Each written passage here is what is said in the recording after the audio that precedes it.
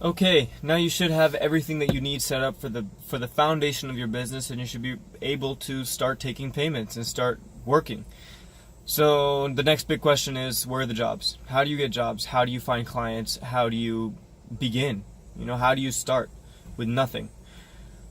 Well, obviously we don't have very big of a budget. Our budget's about $1,000, and if you're thinking of taking Google's approach or Apple's approach or Nike's approach of pouring money into social media marketing and videos and all that kind of stuff, trust me, it is not a good idea.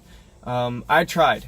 To be honest, I thought that with a very well-made video targeted at the right people or well-made post, I could get some jobs from that, get some calls. So I set up a Facebook business account. I set up started running my ads. I used whatever I had learned previously from my dropshipping experiences and everything to try and really get clicks and likes and everything. And it's just such a tricky game. Facebook has become even better at finding the real marketers from the people who are just trying to figure it out.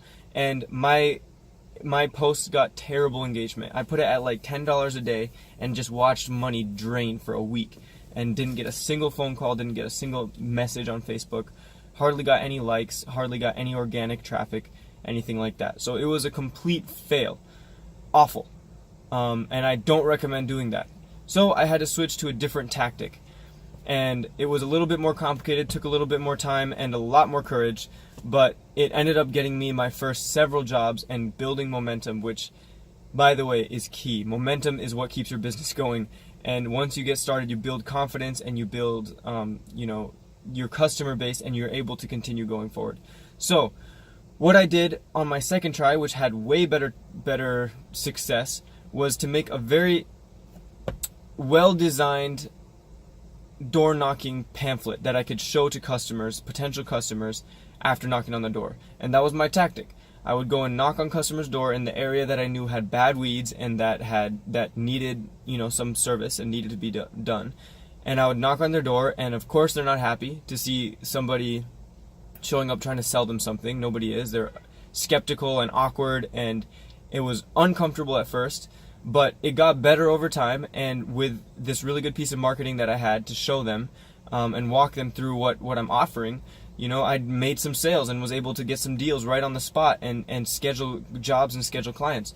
So it worked way better, and as a starting out entrepreneur with so very little money, what you do have is a lot of time.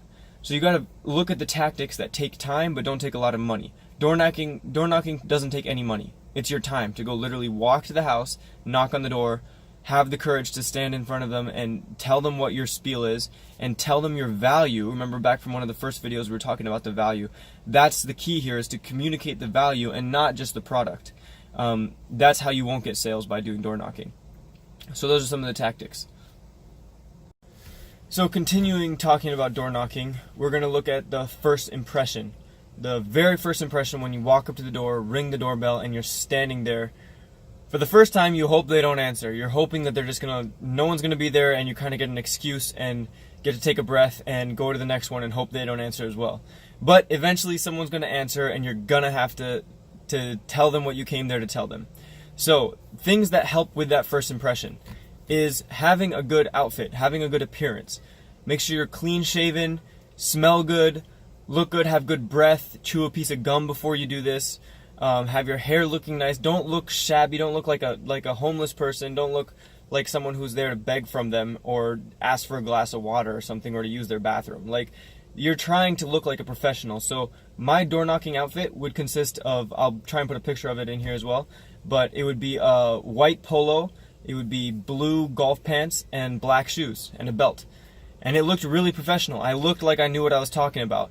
And unfortunately, because of my budget, I didn't have my logo on my shirt or anything like that, or on a hat or something like that. But if you have the budget and if you want to spend on that, that's highly recommended as well. Have something, a piece of your logo or your name on your shirt, and then that just proves more confidence and reliability and everything like that. So that's the very first tactic, what you want to have on your first impression. Another first impression key is to smile. always come to, when they answer the door and open the door, you do not want to look afraid. So it's this tandem of smiling and being happy, but also being confident. So just have this look in your eye of, I know what I'm talking about. Take a couple of breaths before you ring that doorbell and just tell yourself, I know what I'm talking about. I'm the expert here, which you should be. If it's lake weeding, I know more about lake weeding than they do, 100% of the time. I'm the one who's coming there to do it. So I have to portray that confidence and show that on my body.